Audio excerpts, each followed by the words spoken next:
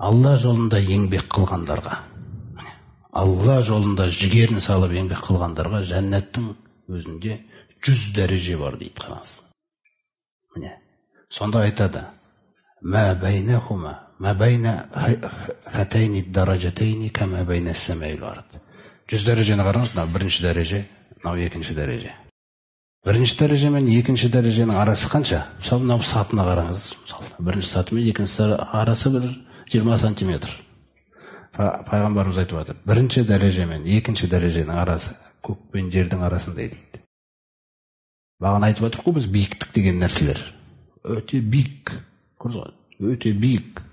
Бір адамның жаңағы бір оңшылдың өзінің бір жердегі төсегі айдың үстінде тұруы мүмкін, біреу шолпанның үстінде тұруы мүмкін. Ол проблема емес, бұл осындай кеңістік үлкен. Ол шексіз нәрсе де, сыйланатын нәрсе. Ең төменгі адамның өзіне дүниенің ондай сыйлайды дейді. Барып саласы.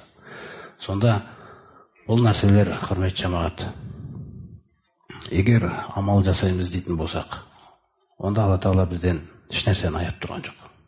Тек күллі нәрсе өзімізге байланысты екен. Міне, оңшылдарға берілетін сыйлықтардың бірі жаңағы ағыл тегіл жемістер. Ана жемістің бір түрі, мысалы, бір алманың жаңағы румман, Рахман сүресінде айтқандай, аузубилляхи минаш шайтанир раджим, жаңағы ол жақта неше түрлі жемістер, нахлу ва румман, анар деген. Мысалы, бір анар ағашының өзіне қарасаң, бір анарды үзіп алып жесе, дәмі. Сол ағаштың екінші анарын үзіп алып жесе, мүлде басқа дәм. Бір ағашта қанша жеміс бар, сонша дәм бар. Ойлаңыз. Оны солай Алла Тағала байлығын көрсету үшін әзірлеген. Өзіне иман келтірген мүминдерге. Сол жемістерге қарай ұмтылған кезде ла мақтуғатин дейді. Бұл жемістер таусылмайды. Неге таусылмайды деген сөзді қосады Алла Тағала? Өйткені бұл дүниедегі жемістер қыс келген күні не болады бізде? Біраз жемістер таусылады. Көкөністер таусылады, мысалы. Яғни жемістердің таусылатын кездері болады. Жәннаттағы жемістер таусылмайды дейді. Таусылып қалу деген қауіп жоқ. Бір жемісін үзіп аласың, орнынан екеуі өседі. Ол осылай жасалған.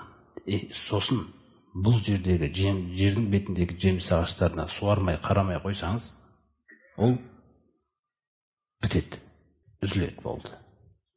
Ол жақта жеміс ағашына қарамайды ешкім.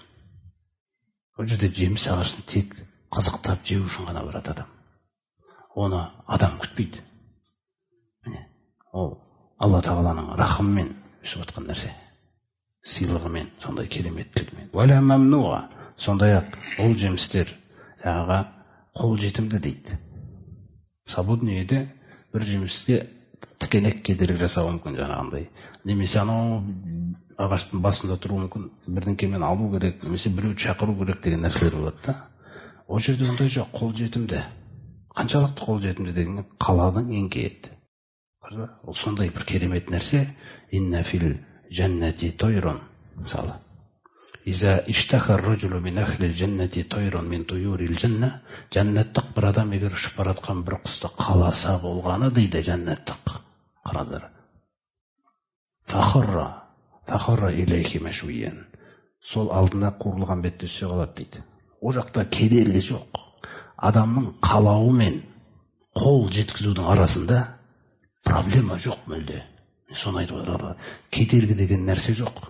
Иза иштахар рожулу мин ахлил жәннәти яшраба шарабан мин шарабил жәннәти. Қараңыздар. Жааху либриқу дейді.